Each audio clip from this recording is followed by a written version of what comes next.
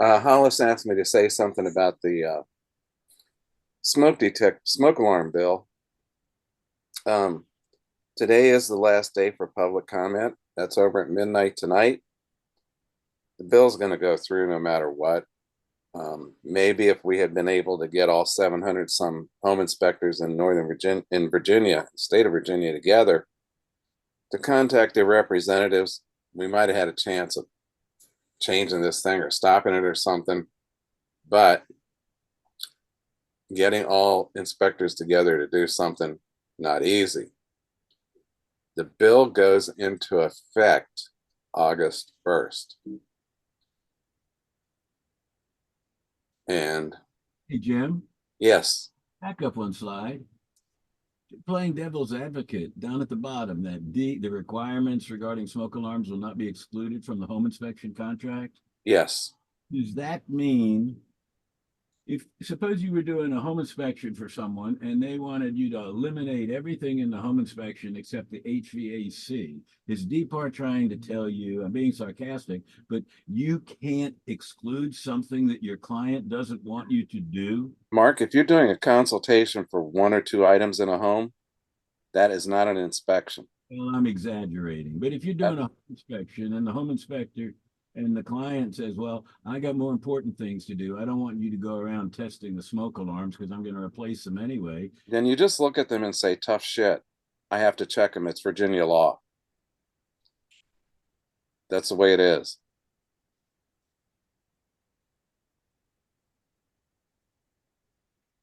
The requirements will not be excluded from the home inspection contract. That's what's going to happen August 1st. Now, this is for alarms that are readily accessible. If they're way up on a cathedral ceiling, you don't have to check them. If they're interconnected, you don't have to check them. How do you know if they're interconnected or not to an automatic security system or alarm system? You don't always know. And there's some thought that if the fire departments get enough false alarms because a home inspector pushed a button, the fire departments will get the law rescinded. Maybe.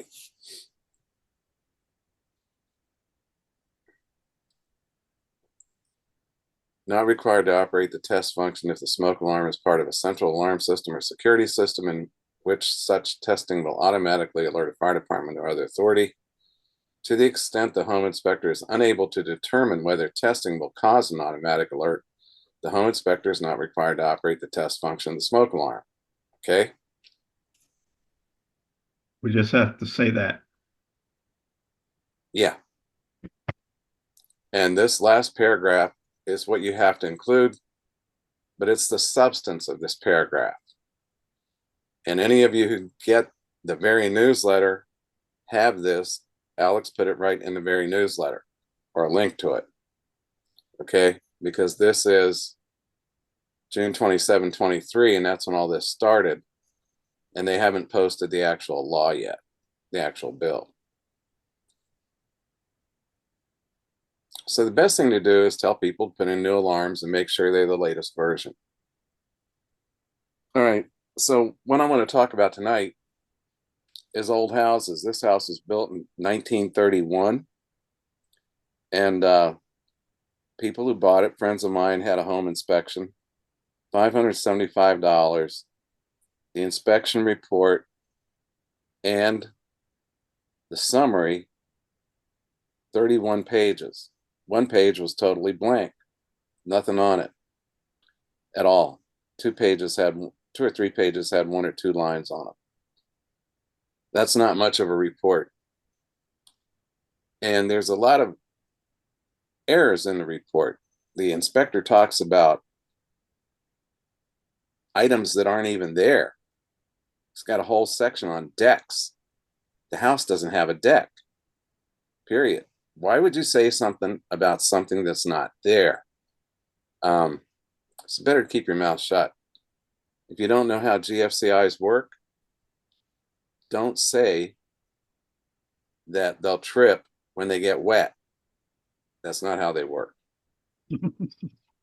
This is the house, very nice looking house. Um, you'd look at it and think it's solid masonry. It's wood frame. It's kind of an unusual house because the stairs in the house are spiral. All the steps slope from the center of the spiral to the outside edge of the spiral. The house settled around the steps. We can't see the foundation for the spiral staircases, but they are stacked up and they must have a pretty healthy foundation under them. That's the front. This is the left side. That tile on the roof, if you guys were inspecting this house, what would you say about the roof? Is anyone there? Can anyone hear me? I'm here. Is that a clay tile, Jim? That is clay tile. Yeah. What would you say about that roof? It looks solid to me. Would you think it's original? No, no, no. Why wouldn't you think it's original? It looks like it's in really good condition, and it's hard to imagine the house is new. So the house is Color is 1930. very bright. The house, what'd you say, Seth? The color is very bright. Has it faded? No, it doesn't fade. Is it fake? Is it fake? It's not fake. Okay. So the roofer came by while I was there, the day I left actually. And this is original tile. This is Italian tile. And this tile is still made. You have to get it from Italy. And there's tons of tile up on that roof. I mean, this is a good sized house. Look at it. Got all these gables, valleys. The metal roof between these two gables on the left side over here, the roof there is a copper roof. The addition here has on the left has an EPDM roof.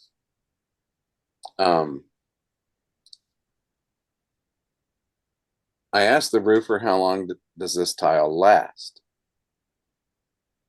He said, no one knows yet. There's a building near here that was built in the 1800s that has this tile on it. And it's still in good shape.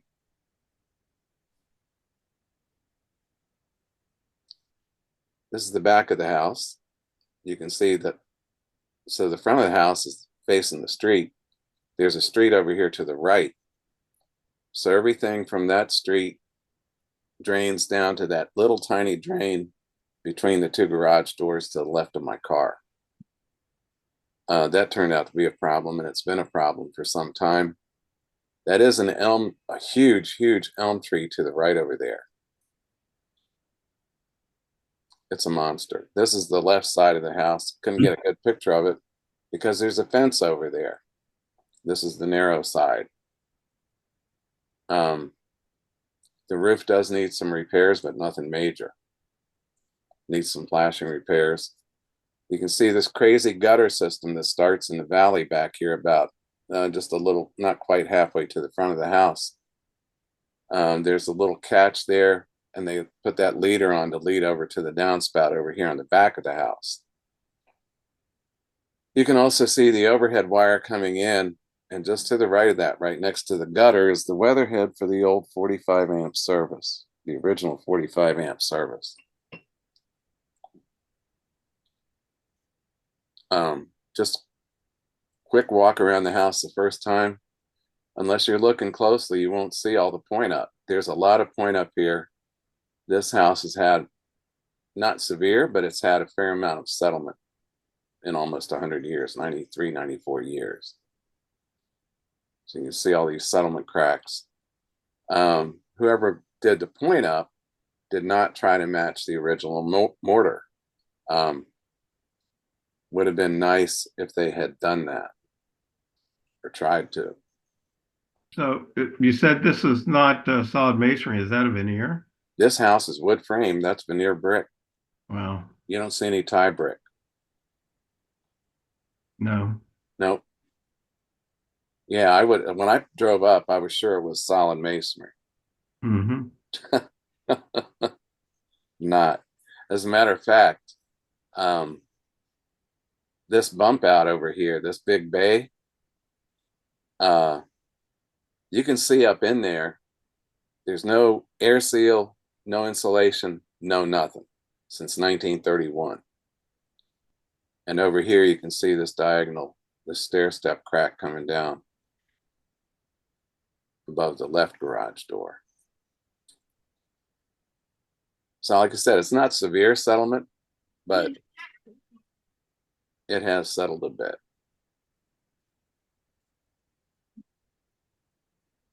Point up, mostly around the windows. Yeah, I don't think I have pictures in here, but this this addition right here is actually on a slab. There used to be a back door out the back of the house over here on this side of the bay, back door that went to a patio. And at some point, somebody added this sunroom. And this corner of the sunroom, right where this downspout is, has settled. And there's differential settlement there. I don't think I have the pictures in here. I could probably pull them up. There's stair step cracks. I don't know if Zoom will let me use the pointer. I'd have to get back into Zoom to try it.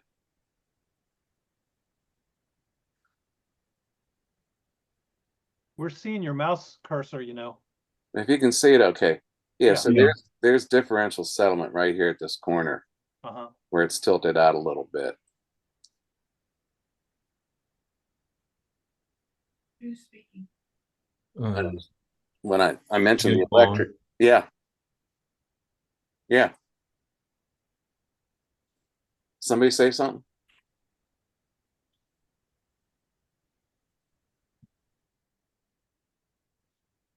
Okay, I thought somebody said something. Okay, You did hear something. yeah, here's the 125 amp service. I'm not sure what size that conduit is.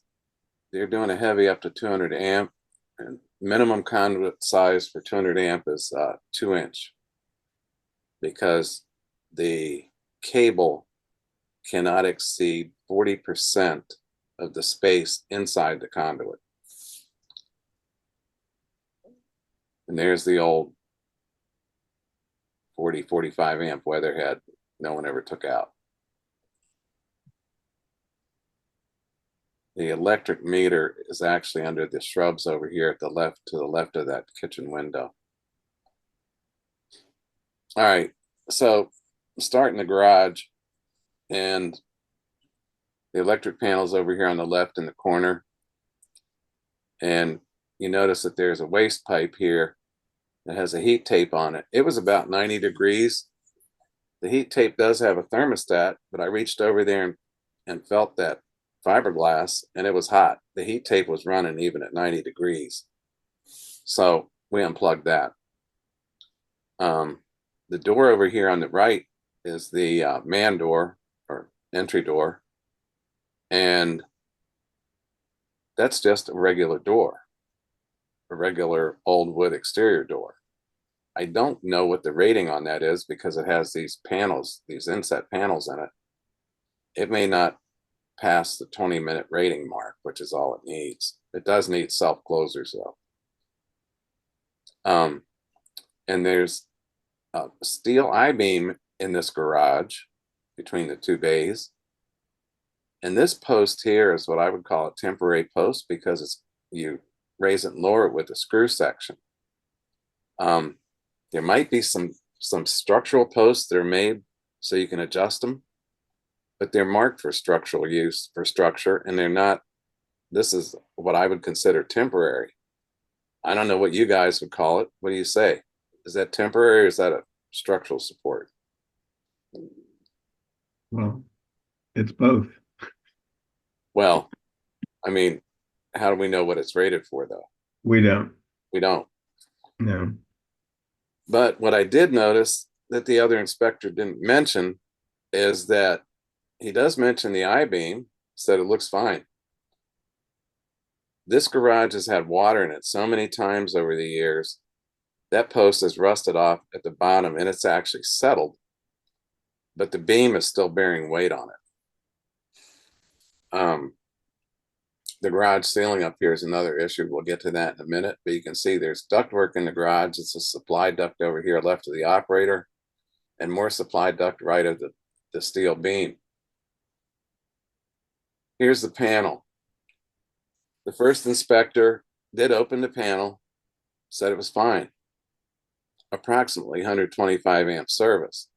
Well, it says right there it's 125 amps on the main breaker. I don't know why you'd say it's approximate, but there's a lot of corrosion in this panel. Garages are usually a damp location. This one that gets flooded occasionally is for sure a damp location. And you don't have to look really closely to see there's rust on the breaker handle, there's rust on the breaker, and you can see down in this lower section, the white stuff, that's all from moisture. And you see rust at the bottom, rust at the top, rust at the back of the panel. They're going to do a heavy up, and I suggested they mount the new panel on 2 vertical pieces of PVC. And they were wondering why I said PVC. I said, because that block has moisture in it, and you're gonna rust the new panel.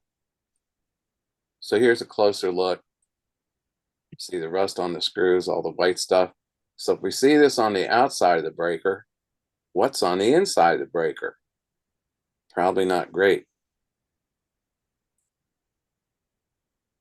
And most of the panels that we see that are mounted on block are mounted on wood.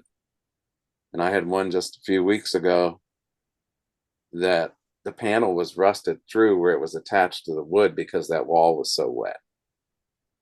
So I guess if you could keep this garage from flooding, it would be a much better environment. Again, you can see oxidation on the copper, on the bus bar.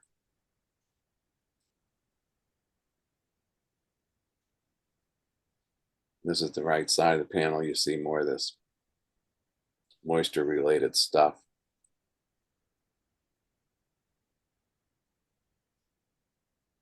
Even up here in the top where the ground is connected, see oxidation on the copper up there. This is duct seal somebody stuffed in there. So I can't see, we can't see what's there behind the duct seal. Is there any kind of a hub for that cable to run through? Don't know, probably not. And again, over here on this knockout, you see rust, and you see the oxidation on this washer here from sitting against that damp block. Are my pictures out of order? They might be a little bit.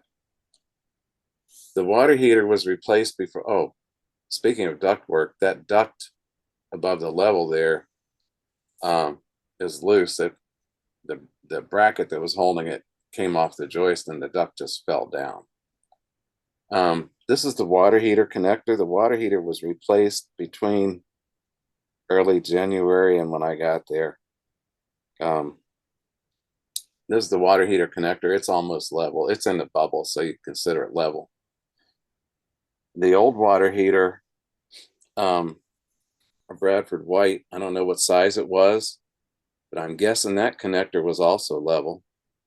The furnace has been replaced or was replaced with a 90 plus furnace. That means this water heater is orphaned. It's on that old masonry flue by itself. And there was evidence, the connector, the water heater flue connector was new. That was replaced along with the water heater. But there's evidence of condensation in that water heater flue. Yeah. So what do you do at this point with that? You cannot raise the flue. This is a 50-gallon water heater. This is only a 3-bedroom house. I don't know why they put in a 50-gallon. If they had gotten a 40-gallon low boy water heater, those are still available, they would have been able to get the right pitch on the flue. But somebody else made that decision before they bought the house. Now, you want to take out a new water heater and buy another new one? You probably don't want to do that, but this one's going to have problems venting also. Yeah, that picture was out of order, sorry. So here's a steel post holding up the beam, and it's rusted away and shifted at the bottom. So the beam is still holding pressure on it. The other problem with it is that the new owner opened the passenger door over here and broke the mirror off the 2021 Hyundai Hybrid. The replacement mirror was $2,000. So I said, make sure when you replace the post that you put it where the door won't hit it. You see more duct work over here. This is a return duct on this side over here, all the way on the right of the lawnmower. And this is the coal chute, the old Ajax coal chute. This thing isn't, and this goes right into the basement, to an unconditioned room in the basement, but it still goes into the house.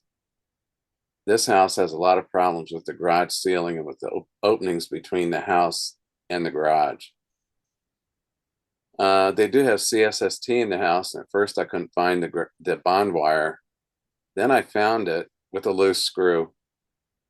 But what I can't see is what it's clamped onto. I imagine it's clamped onto painted pipe and that no one scraped the paint off the pipe. There's new pipe here, but this is old pipe over here.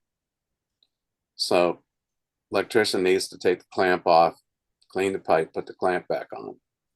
I did go ahead and tighten the screw for him while I was there. There's the coal chute. Here's the other side of the coal chute. Piece of fiberglass stuffed in there. This is going from the garage into the laundry room. A lot of air leakage here, ton of air leakage. Everything that you see on the duct over here to the right, that's condensation from having the air conditioner on. Lots of moist air and lots of duct leaks. You can stick your hand up here anywhere around this insulation, feel cold air blowing out. And there's living space above this garage, remember that. This is the thermostat for the heat tape that gave up the ghost and leaves it on all the time. You can see all the conduit, ductwork, everything that's going up from the garage up into the house. And I didn't pull the papers out to see what year they were stuffed in there, but this is how they stopped some of the drafts from the garage to the house. They just stuffed newspaper in there. Might have been okay back in the 40s or 50s, not considered okay anymore. On both sides, well, somebody updated the newspaper with some fiberglass here. And they did run everything in conduit in the garage. They seem to like conduit in Omaha. And it'd be nice to get all this air sealed around this return and get more insulation on that. If you look at the garage ceiling, you can see the nails up here. This is a plaster ceiling above this rigid board insulation, but the rigid board isn't sealed to anything. It's not sealed to itself. There are a ton of holes in this plaster ceiling, and there are lots of gaps in this rigid foam board. So lots of leaks. And fire chases. Yeah. It's all, I mean, if you were parking a hybrid or an electric car in this garage and it lit itself up the way it is now, I don't know, this foam probably burns with and puts off some kind of noxious gases, poisons. I'm sure the foam isn't fireproof. But with all the leaks, the house would be on fire in no time flat if a battery vehicle lit up in there. You can also see on the ductwork, the gray over here at the joint, that's the leak. That's where the dust is blowing out. You can put your hand over here. They've got all kinds of tape here to put your hand around this and feel cold air blowing out. Then there's some very old brown duct up here, and you put your hand up in this area, you feel cold air blowing out. So lots and lots of leakage here. Of course, it's the wrong kind of tape. And that's a hole up into the house. That's another hole through the ceiling. And I did pop a piece of that insulation down that wasn't nailed up just to get a look. So what I told him to do was to take down the insulation, take down the plaster, air seal the subfloor, the joists, everything, just to get it spray foamed or seal it by hand, I don't care. Put rock wool back up and put 5/8 Fire-X up. Well, there's lots of stuff attached to the ceiling, but they're going to have to work around it somehow. I figure by the time they get done fixing the stuff that needs to be fixed here, they're going to be into it for $50 or $80,000. You can see again here, this is big hole going up in here, and another hole here for the flex duct that was added more recently. You can see it's gray over here to where the flex duct connects to the main duct there. That's all air leakage. Was any of the stuff mentioned in his prior inspection report? No. Mhm. No, the temporary post wasn't mentioned. He did say something about sealing the garage ceiling and the walls. That was all he said about it. Yeah. He didn't say much about anything. 31 pages, a few of them blank. There's not much there.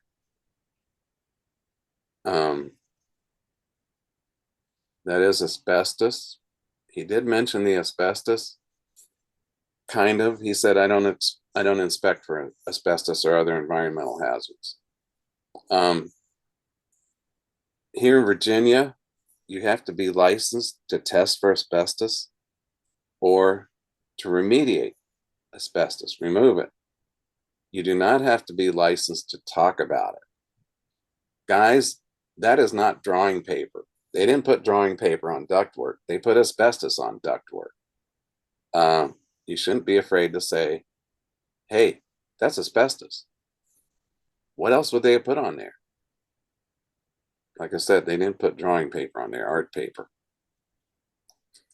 Hey, This Jim, is the main fuse panel. This was upstairs, right inside an entry door from that south side of the house where the patio is. So this was the main fuse panel. Well, all the wires in 1931, all the circuits would have been 15 amp. Okay, they didn't have anything that was drawn, they had lights, they had a refrigerator probably. They probably had a radio. They might have had a fan or two. All the circuits would have been 15 amp. Look at the fuses. They are all 20, 25, and 30 amp fuses. That's all that's in there. Fuses cost a lot more than they used to. We went to Ace Hardware. A pack of 3 fuses is $4. And we needed 8 fuses. That's going to get changed out for a 100 amp main panel, but being used as just with a main breaker, a sub panel. There it is, 45 amp, 125, 250 volts. It's interesting that they used to say 125 and 250, and now we're going back to that. So here's the table of contents. We have general information, 30 pages. There's the blank page, nothing on it. Here's the part where he talks about the deck. Well, why are you going to write all this? Well, this might be a canned statement, but why would you leave something in when it's not even present at the house? Also, he uses the term acceptable condition. Any of you who attended any of Mike Casey's seminars or classes, don't say acceptable condition. Just say you inspected it. If there's nothing wrong with it, Who is it acceptable to? It might be acceptable to this inspector. What if it's not acceptable to the homeowner? And also, you need to check your spelling. We're talking about, we do not inspect the condition of the trees and buses, just how they affect the structure. Well, probably meant bushes. Here he's got a statement about aluminum branch wiring. The house doesn't have any aluminum branch wiring. It wasn't available back in 31. And nobody added any over the years. The main electric panel was located in the basement and was garage and was circuit breakers, approximately 125 amps. Below that picture, sub-panel condition, original fuse panel, unable to remove the cover is painted on.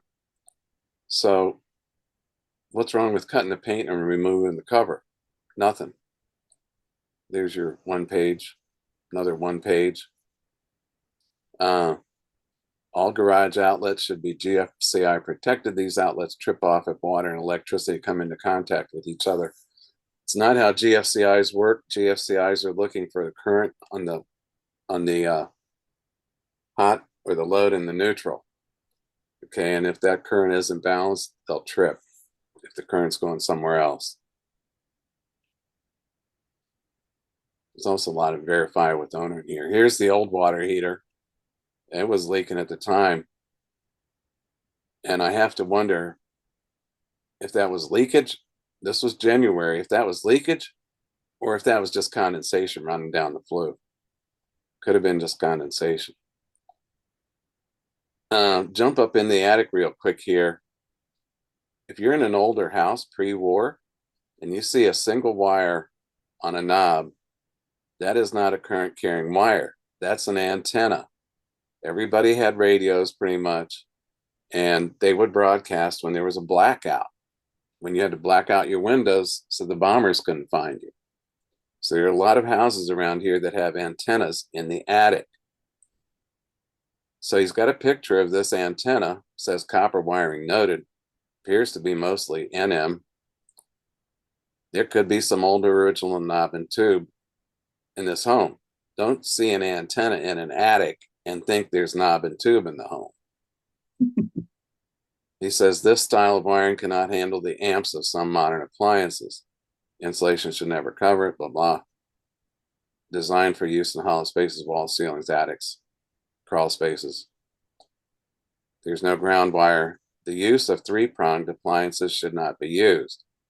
So, you know, when you're trying to tell somebody something or give them some information, it helps if you can write a sentence.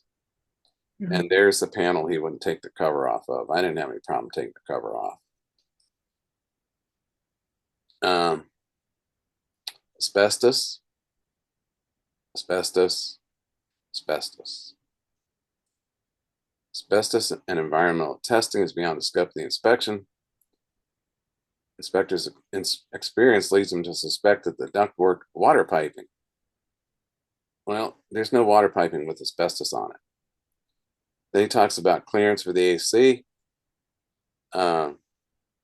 You have to read the instructions, the install, to see what the manufacturer says. They might say 2 feet between units, 3 sides 18 inches, 1 side 6 inches. So you don't know unless you actually see what the install is on it. There's more asbestos, and apparently whatever was removed was just ripped off by hand at some point. There's plenty of it there. This ductwork has asbestos on it. It's been painted. This one, duct also has asbestos, the whole thing covered with asbestos or taped with asbestos. Gas logs. This was interesting. If you look at these logs, you see a lot of soot. That usually means that the logs are impinging on the flame. They're probably not in there right. The interesting thing about this one is there's no safety pilot. You see that handle sticking out the lower left, right next to the screen. That's where you turn the gas cock on, and then you stick your click lighter or a kitchen match back in there and light the burner. So what needs to happen here? This thing needs to be updated. way too much soot. This is interesting. This is where the dryer vents. And you can see all the windows, all the basement windows except for the garage, the one in the garage, have been covered over inside. But this one vents the dryer. So they used 2 pieces of plexi and left a gap up here. They also put these little vents on the side, but the little vents have screens in them. And of course, the screens are totally clogged. I don't know why they didn't think to put regular dryer vent outlets here. Would have probably been a good idea to have a couple of those. Yeah, it's now a lint trap. Yeah. This is the water meter in a hole that somebody chunked out of the concrete when they went on city water. I cannot figure out what this device over here is. The other inspector thought this was a valve, but if you look at this valve body, and this is the stem here, that is not a main water cutoff. This looks like some kind of backflow preventer. I did scrounge around in the concrete and the dirt here a little bit. I think that's copper coming in through the concrete. We do have a mixture of copper. This copper pipe back here goes to the irrigation system for the lawn. This is the main water here. I wouldn't trust that cutoff. The other inspector said to put a handle on this where you can't get a handle on it. And if you look at this, it does look like some kind of valve, but this isn't water pipe. This is conduit of some kind. And then when you look at the back of it, this is what you see. This looks almost like a lug.